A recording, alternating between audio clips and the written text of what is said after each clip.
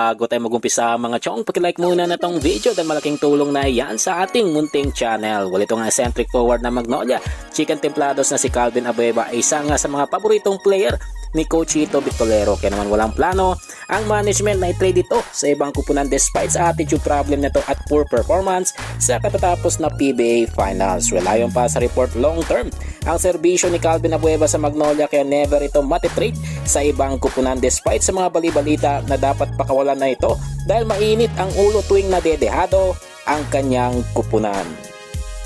Ibang balita, punta naman tayo sa Blackwater bossing na si Troy Rosario na lumilinaw na ang pagpunta sa SMC management o sa ibang kupunan. Well, ayon pa sa report, dahil mas pinili ng TNT Tropang Giga itong si Brandon Roser, ibig sabihin hindi na kailangan ng TNT ang serbisyo ni Troy Rosario. At para naman sa mga fans, dapat piliin ni Troy Rosario ang makapaglaro sa SMC Group dahil pinakita lamang ng TNT Tropang Giga na hindi na siya kailangan ng kupunang ito. Well, panguli sa ating balita mga chong, patungkol naman sa bagong katropa na si Brandon Ganuelas Roser na sinasabi ng mga ilang PBA fans na mas magaling at mas bata kaysa kay Troy Rosario. Kaya naman ito ang kinuha ng TNT via 3-team trade despite sa mga balibalita na si Troy Rosario ang kukunin ng TNT dahil magiging isa na itong unrestricted free agent pagkatapos ng Philippine Cup. Wala, para naman sa mga fans, tama ang naging desisyon ng TNT management pero hindi may kakailan na maibubuga pa rin itong si Rosario at makikita iyan pagtuluyan itong pumunta sa SMC Group. Well mga chong, nandito na lang ang ating balitang PBA at syempre